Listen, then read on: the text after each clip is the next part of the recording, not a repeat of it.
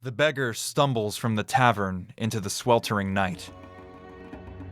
Another bottle flies after him, catching him in the small of the back, a parting gift from the jeering faces inside. He doesn't feel the pain, drunk as he is, but still he slurs a curse in his native tongue and staggers into the jungled streets of Baran.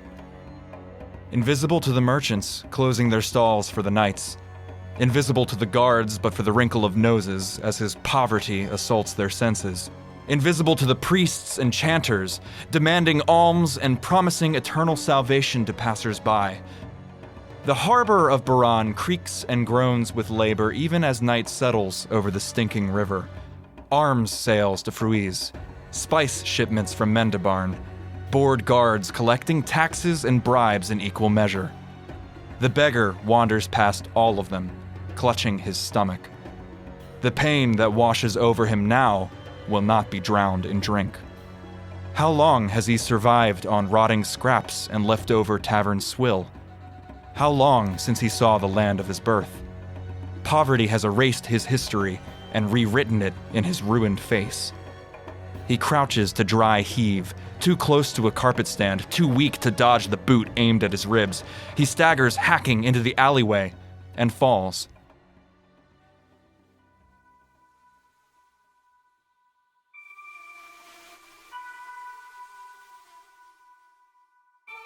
And now it's hours later. He's awake again. The moon hides behind the smog. His rotting shoes have been stolen off his feet. The scent of citrus fills his nostrils. A beautiful, pristine orange sits in his hand. Softer, more lovely and ripe than any smuggler's cargo. He sneers defiance. He mutters in his foreigner's tongue and tries to hurl the fruit away, but can only let it fall from nerveless fingers. Again, the scent of citrus. Another orange in his hand. His stomach is racked with pain, his body craves the orange, his sandpaper tongue wets at the thought of biting into its flesh, and he lets it fall again, scorn dripping from his eyes in hot, salty rivulets. The scent of citrus again, and his mouth is now full of orange, shoving down his throat, juice like holy water, delicious salvation, and he spits it all out, quivering with rage and contempt. He is dying now. His mouth is set in a regal line. The rejected oranges litter around him like funeral garlands. The last king of Usar does not live to see the sunrise.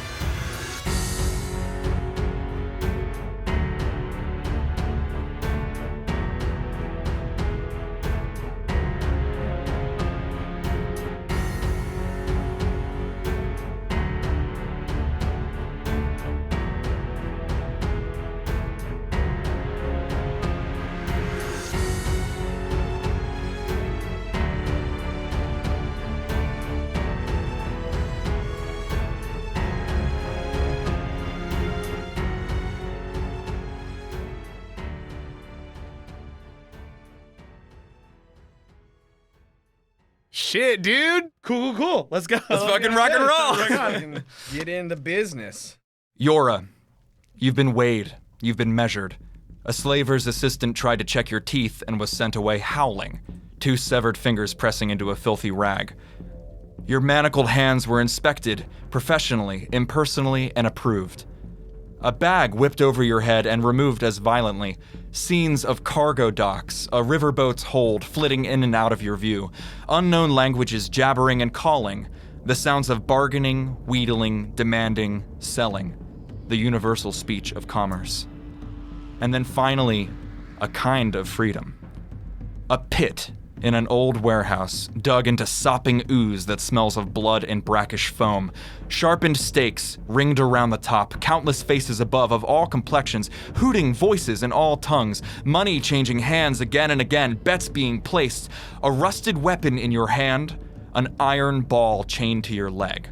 Figures to your left and right, similarly bound, shifting nervously.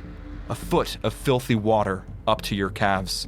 And finally, an inhuman bellow from above, a guttural, bassy scream. A cage's wall chopped with axes, and a massive gray shape plunges into the foam with javelins sticking from its flanks. Its blood and stink mixes into the slime of the pit. Maddened scarlet eyes roll at you. Cracked, yellowed teeth sawn into points. The hippopotamus gets to its feet, the pit slime sloshing with every movement. It bugles its pain and fury to the heavens, a thundering rebuke to a world of cruelty. It lowers its head and it charges. Roll for initiative, Yora. Oh shit, dude. How do you spell Yora? Jora. I figured we'd do something a little different with the intros this time. Dude, that's cool as hell. I fucking love it. Place yourself within this pit. But hell yes. Give me that roll for initiative, my dude. As a 20. Hoo-wee. Yaga. Faga. 17 plus 3, baby. Bah, bah. Oh shit, you got a +3 in your dex? Yeah. Oh, you rolled well. Welcome to the Thunderdome, bitch. I don't know. I mean, unless it was just like a really fucking angry camel, I don't know that I can think of a better starting pit fight. Yeah, fine. Yeah, let's go. It just feels right. Yora, you are standing down along with these 4 shaking other slaves thrown into this pit. And They are also slaves. They are also slaves. They are in their that's important stinking information. garb. They also have chains around their legs. You can tell that this is going to hinder your movement somewhat, as is the foot of filthy water that you guys are standing in. The hippo gets to its feet with that guttural roar. You can see your quote-unquote compatriots blanch and hesitate at the sound. What do you look like, Yora? Andrew's geeking out right now. Yora is a human female. Fuck off, Jonah.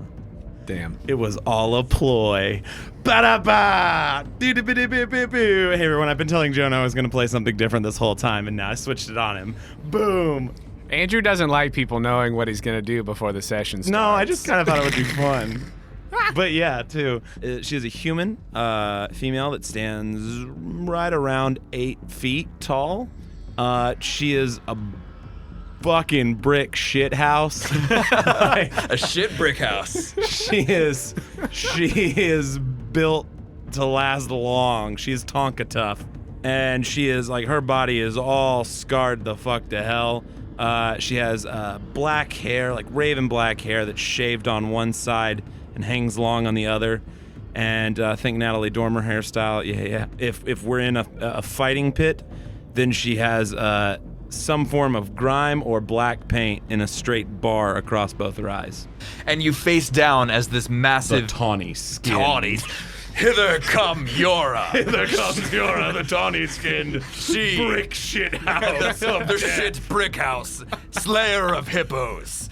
And you get to go first as this hippo roars in defiance, having just had a very unceremonious plop being pushed from its cage above. It's already like full of javelins, though, right? It has been maddened with javelins. Okay, cool. Okay. We're bullfighting. Have the people like? Is this a setup? Like, this is a customary thing where it's like, here's a couple people versus a monster, or is it like we was fighting each other and then monster is now introduced to the situation? You were not fighting these other people beforehand. Okay, cool. So this is the start of it, like of battle. The last slave pit that you played in. Yeah. Played in. Well. There Yes. was a fixed amount of food as a reward, and if you had less people surviving with you, then you had less to share with. Cool. Can I make like a preemptive insight check to see if this is that same, like this is the same sort of setup, or would Absolutely. this be frowned upon? Yeah, just the instant before battle. 17. Yeah, I think you hear people up above also shouting in these broken dialects. You catch words, but they're not like your native speech. You are far from your native land, and you hear bets being taken on which one will survive, who is likely to go down first, that sort of thing, whether or not somebody will turn on their compatriots, and either before or after the hippo is dead. You said I have a rusty weapon, or I don't have weapons? Whatever it is that you have, it's a rusty, shitty version of it. Can I have nothing? Yes. Fuck yeah. Everybody else has like a variation of shitty bucklers and you know, one or two Nothing. crappy broadswords. Hands and scars. Love and it. Muscles. What do you do, Yora? Ooh. So I'm waist deep in this water because we said we were gonna. Calf deep. Yeah, I'm calf deep in this water, and my leg is chained to this like it's like a literal ball and chain. Literal ball and chain. Cool. I'd like to use my bonus action to go into a rage. I would like to rage. Y'all, I've wanted to play a barbarian for a really long time. I'm very excited. So I'm gonna rage, and then can I try and make an athletics check to break the chain ball off my leg and use it as a mace? A flail? Like a flail? A flail. Oh my god. A curiosity. Absolutely. A 27. Oh my god. So in my mind, I was like, it's gonna need to be a 30 to break iron, but I think you easily heft it on your shoulder Okay, so and it's like a start long chain. swinging it around. I would really be pushing like the bounds of real if to snap the iron, but you and I think gasps arise from above as you heft it on your shoulder and then start slowly swinging it around. You essentially have a mace right now, or a flail. Okay, cool. It's terrifying. Oh my god. I'm gonna move over next to this lady. One of the other combatants. bucklered slaves. Yeah. Let's see a little bravery check real quick. Okay, I think these two actually begin to come in around these pillars that are holding up parts of this this slave pit, manufactured slave pit within a warehouse, and they are between them trying to flank the hippopotamus. Okay, that one does hit. So one of them tries to jab a rusted scimitar, and it just completely snaps off in his hands and against the leathery left leg of this hippopotamus. And the other one actually manages to bring the rusted halberd down and gash down the side of this hippopotamus. Wow, that's actually more than I thought. A long, shallow gash opens up in the side of the hippopotamus. I gotta say it actually right. A long, shallow gash opens up in the side of the hippopotamus, and That's a really good vocal warm-up. The hippopotamus. No, a hippopotamus. long, shallow gash opens up in the side of the hippopotamus. a long, shallow gash opens up in the side of the hippopotamus. It's a great vocal warm-up. That's why we went to school, folks. That's acting, baby. That is what acting That's- is. It turns out. And that's how I got into Juilliard. And these two also make their sort of courage check, and I think this one steps forward, also encumbered by its ball and chain, and holds an action, as does that one next to the pillars. Exactly thus. Thank you. And next in the order is the hippopotamus. The hippopotamus. Hippopotamus. My lyrics are Bottomless. bottomless. And Hippopotamus. Flow that glows like phosphorus. the hippopotamus is going to turn its massive head with those sawn, cracked yellow teeth and bite this slave in twain. That's what you get for rolling a 1. One chomp. And it is the entrails and the blood and shit out. mix into the water. And the hippopotamus lets out a roar through this corpse, just absolutely gurgling as half of it falls to the ground. And it is back to Yora. Oh, shoot. Well, that's one rage burnt. Did you already? well, because I nobody didn't attacked. attack, and nobody attacked me. That's okay. It's me learning again how to play a You just barbarian went, for hockey. Like, So I'm gonna bonus action rage again. Good plan, good plan, I like it. Yay! I'm gonna just plow through. Right? I have 40 feet total of movement. So now you have 20. So I have 20. So I can get Right up in. right up with my boy. This thing doesn't have a reach that I'm wielding, right? Because it's attached to my leg. I don't think so. So yeah, I'm gonna reckless attack. Oh my god. Do it. Reckless. I'm gonna reckless attack. That's a natural 20. Oh my god. Oh man, this is everything I wanted in life. Go ahead and do your bad boy thing. What is best in life? Cutting hippopotamuses open. Oh my god. Oh, when you roll a 1 on a natural 20, it's okay. So that's 9 damage because of rage. 9. So total is 9. Total is 9. All right. And then second attack. That's a 19 plus That is gonna hit. 27. So there it is. It's 19. Oh my god. Total? Yeah. What total, like both damages, or that was a 19? That was a 19. Damage. It was a 12 plus 5 plus 2. Oh my god. Oh, I shouldn't be rolling a 12 though. What? I think it's Because fine. it's not a great axe. Oh. Oh, Yeah. that's okay. I mean, you We'll have treat picked it as up a great axe. in this exact cool ass Cool. moment because you have picked up the ball and chain around you and slammed it down. It doesn't die, but tell me cinematically what happens here. You smash it really good the first time, and those mean eyes, still looking through like the boy he has just chomped.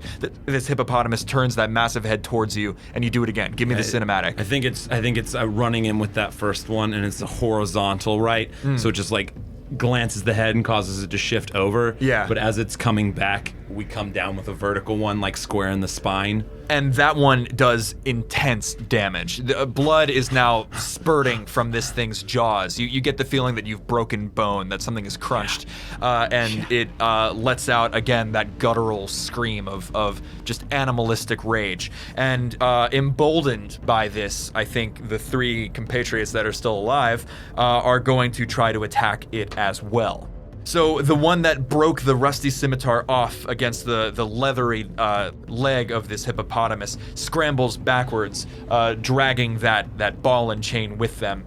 Actually, I think provoking an attack of opportunity, if I'm not mistaken. And actually, nothing happens as the hippopotamus, I think, lunges for, but is perhaps concussed slightly by the severity, the ferocity of your blows. But the other 2 that still do have their weapons, these sort of these shaking, malnourished, clad in rags, pit slaves, bring rusty, sharp pieces of metal, daggers, swords, down on this hippopotamus for some amount of, actually gets to stick in the shoulder meat of this hippopotamus, which is just continuing to bugle. Make a strength saving throw. It's 20. Okay, so the hippopotamus lowers its head and charges at you, not biting, not trying to club or chew, but just trying to trample. And how do you dig deep? How do you? Oh, Joe, we're cinematicing something. Ready? We are. You ready for this fight choreo? Hey, everybody, I do fight choreography in real life. Shit's about to get nasty. So if it's lowering its head, like you said, and charging me, right? When I see it coming, I just want to like drop the ball and pull the chain across and wrap the chain around its neck as it like goes through and just like ground down on it. Oh my God, are you on its back? No, I'm in front of it. Oh, yeah, I'm just setting up something on this next turn. Oh my God. But it pushes you a maximum of 5 to 10 feet as you keep your feet sliding backwards in the mud and the blood and the beer. Hi, Joe Cash. My boy. And what a guy. It tries to bite at you, but you have it sort of restrained almost for this split second with this chain. And it is your turn. Cool. Is the chain under its chin or is it in its jaw? I think it's in its mouth. Its bleeding mouth. Yes. Give me everything I wanted. Yeah. Here we go. So, because I took Tavern Brawler, I'm gonna forego using ball and chain weapon and just make an unarmed attack, right? So I'm gonna make an unarmed attack. Against the hippopotamus. Reckless. Yeah. 26 to hit. That's gonna hit. 1 plus 7, 8 points of damage. I cannot fucking believe. As I'm just like closing the, like pulling the chains taut. I truly expected the hippopotamus to last longer than 2 rounds. Kill the hippopotamus for me. I killed the hippopotamus? Kill the hippopotamus for me. But let's kill it. I don't know how you did it, dude, but you did 19 damage. Let's go. Let's barbarian. Cool. Then what I'm gonna do is I'm gonna oh man, this is fucking awesome. I'm gonna let it like restrain it and drive its head into like the deep in the water, right? So its head's kind of like half in, half out, right? I'm gonna put my foot on the back of his neck and just pull up with the chain until the top of its head pops off its lower jaw. And just like rip its head through with the chain.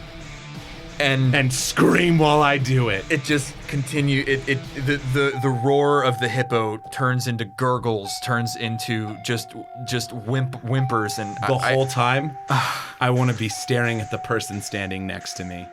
You're Just dead in the eyes, the little slave that's next to me. Like, this is a dominance thing. I'm just like staring them down as I rip this thing's head open. I could not possibly imagine a world where this would require a roll. You have intimidated this other human being. The hippo gasps its last breaths, giant, maimed, and beautiful. Murdered, not in spite of its beauty, its gigantic soul. It's true, she feels bad. Its sublime power, but murdered for exactly those reasons. Later, as you are held at spear point, bound again and hooded, you hear your new master chuckling to his cohort. You do not yet know this language well, but you can make out bits and pieces as we leave the arena for the night. She is profitable. She was a good investment. With some luck, she might last the year. And the years go by. Oh, yes. How the fuck did you kill a hippo in 2 She's rounds? a queen. I knew she would be a queen. My God. Holy I knew shit. forever that she would be a queen. I could feel this character. I could feel her, and I knew what she was. Amazing. She's my girl. McGowan. The stone sits on your work table. Despite sitting in the sun for the better part of an hour, it is cool to the touch. The letter sits next to it. The message boy had made no announcements, brooked no argument.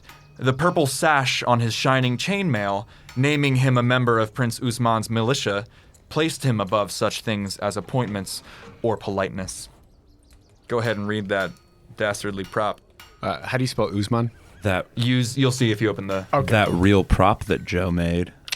Yeah, that good DM life. Holy shit, I've got a real prop and we're just starting this game. Let's go. What do you look like as you unfurl the scroll for probably the 3rd or 4th time? So McGowan is a old dwarf. He has got not really well kept, sort of scraggly white hair, long on the top of his head, a long white beard with these small, not like a big dwarf braid like you might think of sometimes, but there are small braids throughout this long beard. It's a little singed on the ends, and he is thick, he's sturdy, he's about 4'8" and wide. He's just got muscles that you can tell he used to be a fighter back in the day, but now no more. He just works as a blacksmith and is a very good blacksmith. He's covered in soot and ash, and he has his apron and his tools, and he unfurls the letter. Like a brick urinal. Like a brick urinal. Fuck yeah. With the ones that are closer to the ground. Yeah. No, definitely one that's closer to the ground. It was like brick urinal, brick shit house. Right. We're Yeah, a brick shit house and a brick urinal. Walk into a bar. Brick sauna. And kill Everyone. All right. His amber eyes look down at the letter. By order of Bishop Prince of Bernier, Protector of the Realm, and in recognition of thy previous service, thou art hereby commissioned to produce a weapon of the highest craftsmanship in commemoration of the Protector's coming campaign against the witches of the coast. The weapon is to be crafted to specifications enclosed, and from the meteoric ore provided. It is said a weapon of meteoric iron is an anathema to the very soul of witchery. Produce such a blade, and the Lord Protector shall look well upon thee. And he just looks at the meteor. I don't think your apprentice is here for whatever reason. They might have been sent out for some, iron slag or something, whatever it is you might need them to do. But you are alone in your small but well-stocked and well-kept blacksmithy in the center of Baran Uwe. Have I had time, you said that it had been sitting in the sun for about an hour. Have I had time to really do any more messing around with it, testing it? And Whatever nature or science or whatever it is that you can think of. Yeah. I think that I would definitely like to try to use my dwarven stone cunning to see if I can recall any information about meteoric ore, any other history of weapons of this sort and things like that. Absolutely. I think that completely applies to what you have in front of you. Heck yeah. So I essentially will have expertise on Cool. this check. Nice. To recall information about Yeah. meteor iron. Yeah, about any stoneworking types of stuff. Yeah. Yeah.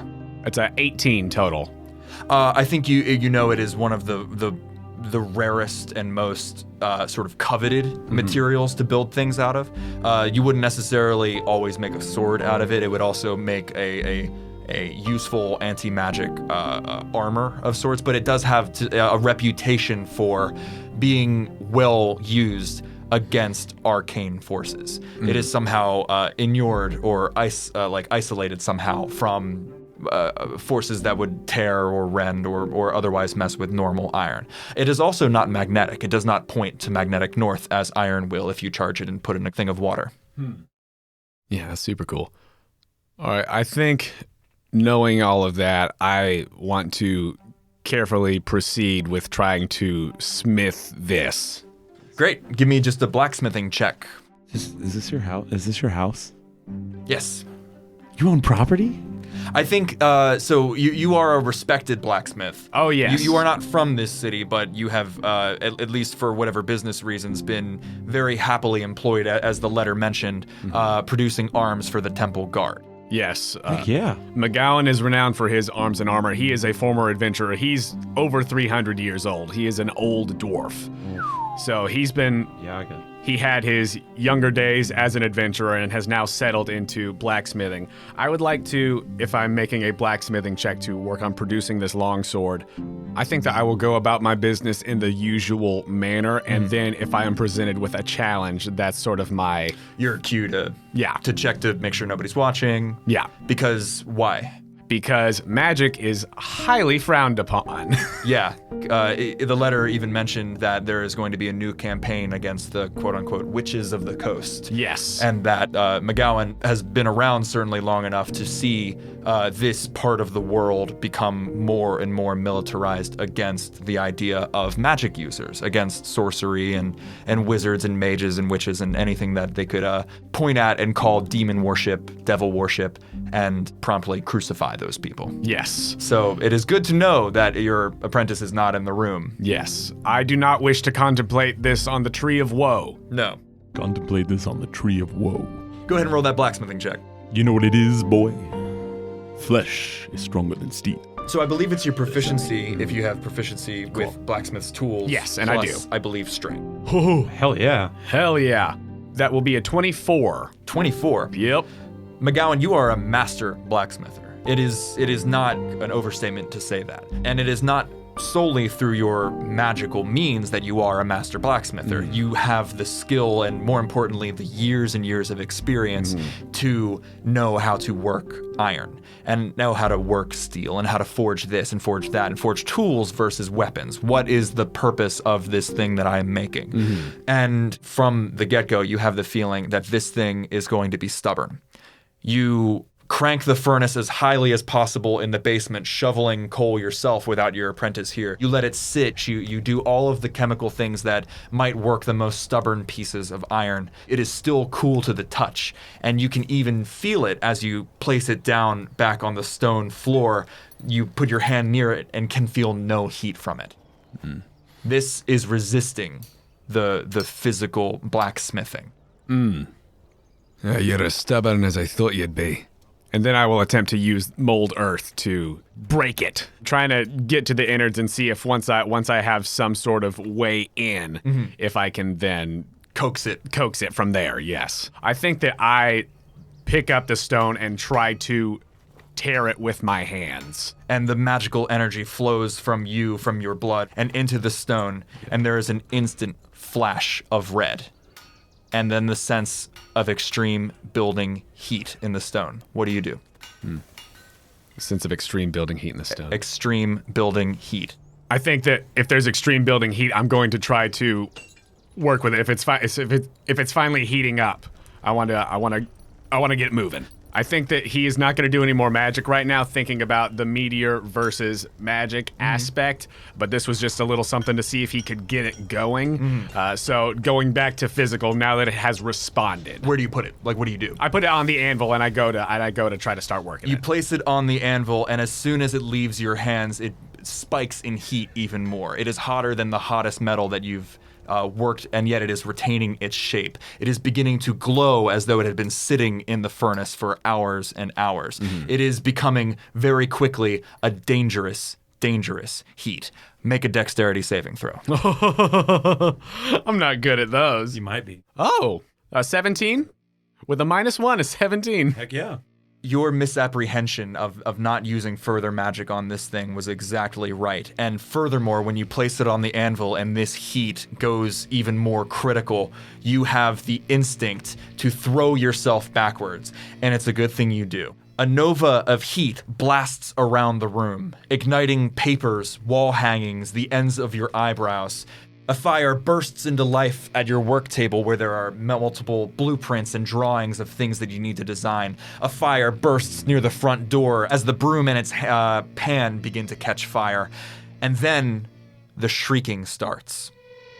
The stone utters a piercing shriek, cycling metallically from low to high pitch, rattling the glass in its foundations and shaking the fire pokers. A rack of unsharpened swords clangs to the ground as this shriek of noise begins to reverberate around the room. You take 6 fire damage. The ring of metal is inaudible as the swords clang to the ground beneath this shrieking stone. What do you do as the fire begins to catch and embers begin to swirl around near your work table and the front door? You said that there's still a bunch of heat coming off of this in addition to the shrieking? Yeah, so there was this nova of flame that went outwards from it. It is itself still hot, but the flame has started fires elsewhere around the room in addition to the shrieking. I want to try to nullify that. So the floor of my smithy, am I on the ground floor right now? Yes, that is the basement below. Great. So the floor is earthen then? Yes. So then before I deal with the other stuff around, I want to try to nullify whatever's happening with this meteor. So I want to use my mold earth again to pick up loose earth from the floor around and try to douse that meteor with that just regular earth. I'm hoping that will do something. I know it's a magical effect, but the earth itself is not, so right. We'll see. So that's what I'm going to try to do first. Yeah, the magic is not on the stone, it is on the earth that is trying to do something to the stone. Correct. That sounds to me weirdly like a blacksmithing check. Hell yeah. Like you know that there's something hot, you need to douse it. Yeah. 14? So I believe you said before, like, it comes from your hands. Do you, like, shove your hands into the earthen floor and it just sort of erupts like a geyser? Yeah. Trying to cover?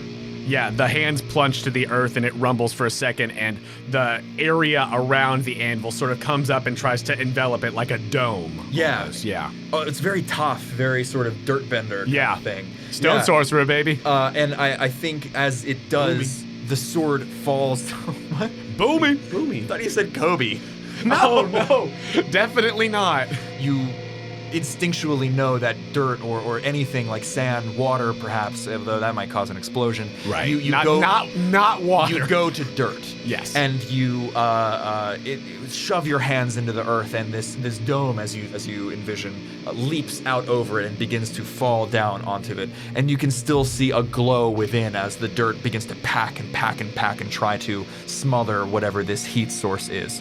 The shrieking only intensifies even as the dirt begins to muffle it, flashing yellow, green, red, and blue through the showers of dirt that you are putting over it. And then blissfully, suddenly, it is silent, and the heat from the center of the room cuts out. And the silence is instantly broken by the shouts outside. The sounds of drawn swords. The door to your smithy begins to splinter inwards. Through the gap in the door, you can see grim faces, purple sashes, and the face of your apprentice. Bare metal glints in the afternoon sun. The indiscriminate roar of the guards outside. Witchcraft! It was the stone! I tried to work the stone!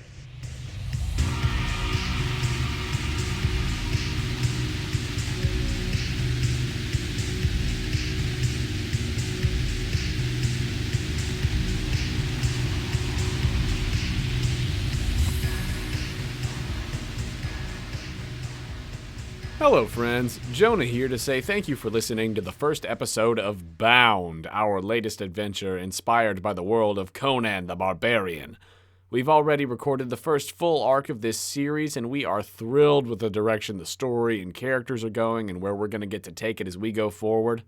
If you're a fan of the Quest Company, please do us a favor and go to our page on the Apple Podcasts app or wherever you listen to your podcasts and leave us a rating and review. It's a huge help to us, and we read every review that comes in. We know a lot of you have been listening for a long time and have given us all sorts of great feedback already, but if you're joining us for the first time with Bound or our other new series, Villagers, we would love to know that's what brought you here and get your feedback. Those reviews and 5-star ratings go a long way in helping more people discover our podcast. And if you really love what we do here at the Quest Company and you want to take the next step in supporting us, please consider becoming a Patreon subscriber. For as little as $2 a month, you can help us with necessary expenses, help us continue to improve the quality of the show, and get access to exclusive content and other cool patron rewards. Huge thank you to the show's newest patrons, Martin and Mikey. We are so thankful for all of our patrons. Your generosity means the world to us. And if you want to give us that support, you could do so at patreon.com/questcompanypodcast. We also have a link to the Patreon on our website, questcompanypodcast.com.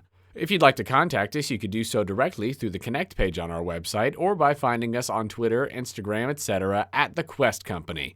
You can also come hang out with us in our Discord. If you need links to any of those things, go check out our website. It's all there. I mentioned it a little bit already, but if you look at our feed, you'll see that we are alternating releases of Bound with Villagers, our Animal Crossing-inspired side quest.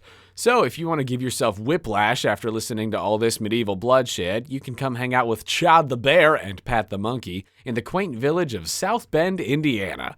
I am the GM of that particular series, and I am simultaneously excited and very frightened by what we have created. I'd like to thank Joe Lightus for running the game and editing this episode, along with the artist whose music is featured in it. Thank you to ROZKOL for the songs I Kill With My Heart and I Don't Remember. Thank you to Aakash Gandhi for the song Eyes of Glory. Thanks to Blue Dot Sessions for the song McCarthy. Thanks to A Foggy Realm for Steel Lave. Thanks to Cryosyncopy for Blood, Sorcery, and Thorns of the Dawn. Thanks to Kevin MacLeod for Impact Intermezzo. Thank you to Kai Engel for the song Sopor. And thank you to TabletopAudio.com for providing the ambient sounds. Additional sound design by SnakeBarney. That's all for me, so let's get back to the action and see what adventure awaits our heroes next. Thank you for joining us here at the Quest Company.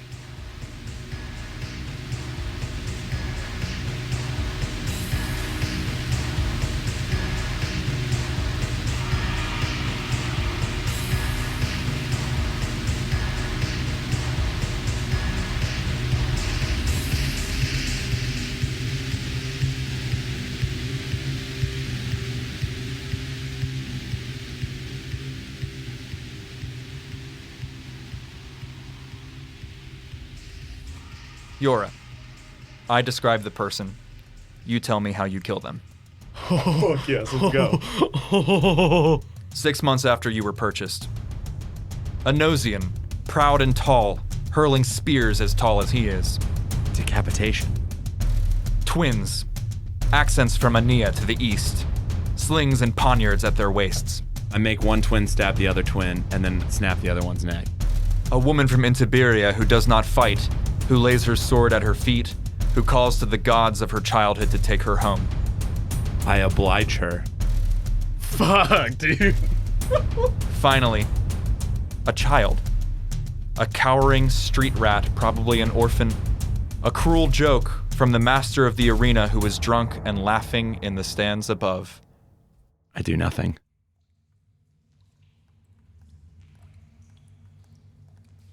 Later in your cell, you are not fed. You did not perform. No fights tomorrow. No food tomorrow either. You awake in the middle of the night to the slightest sound of wind. In the center of your cell, beautiful, pristine, illuminated by moonlight, a perfect, delicious-looking orange. Oh. Can I make a perception check? It's a 7. You are still heavy with sleep, somewhat drowsy, and surprised by this thing. It looks too beautiful to be here, to be in your life.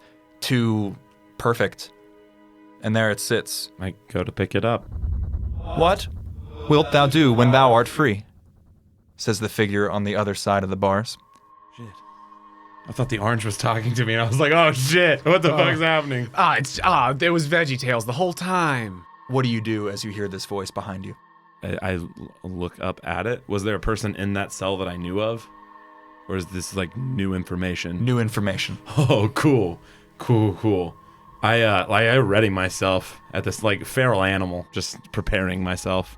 I will not show you all of this character block, but I will show you that. Oh, cool. Could you describe the figure?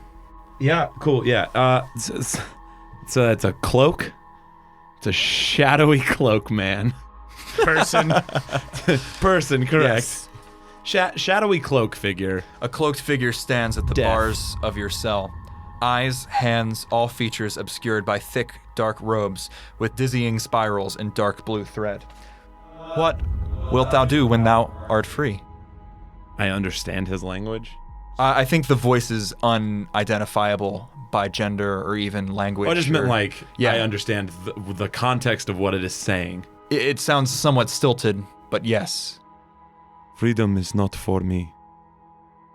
I should not like that. Freedom, is it not for all things? I have never known it. Should you like to?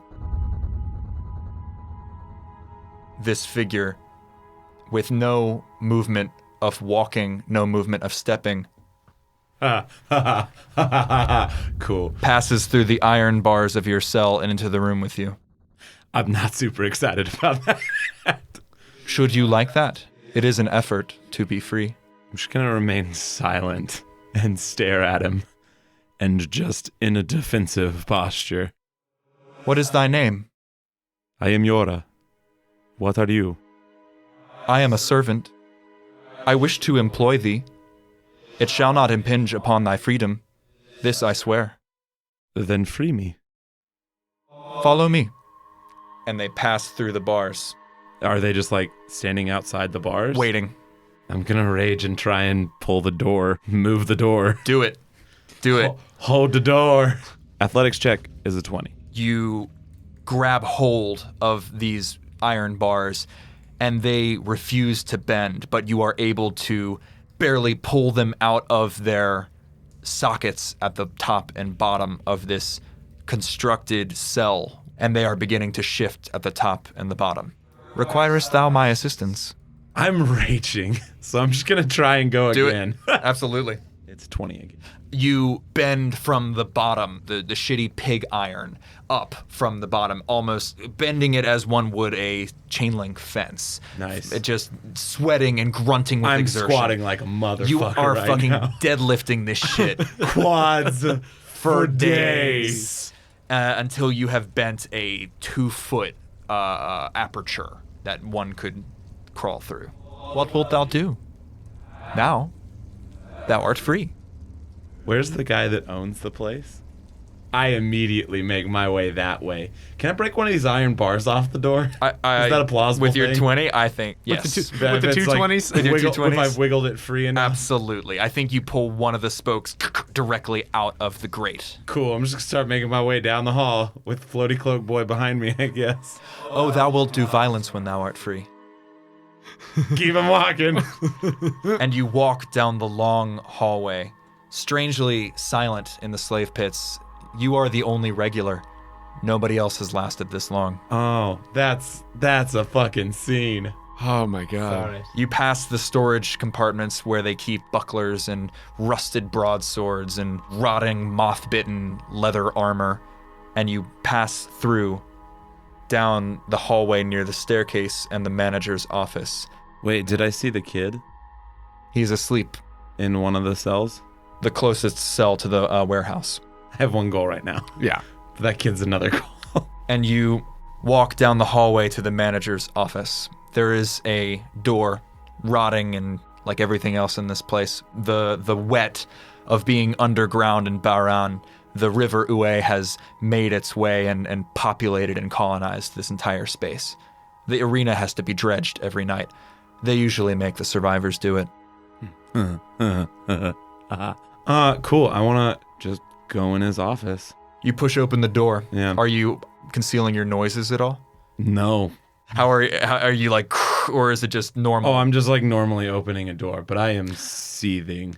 Normally opening a door does not awake the heaving mass of stinking blankets, the covered in various empty glass bottles of all different sizes, the snore of the manager in the bed down at the end of this room. Cool. Lush carpets completely soaked through with damp. Damp. Damp. It's damp in here. Oh, gotta be damp. Well, now I gotta leave that in.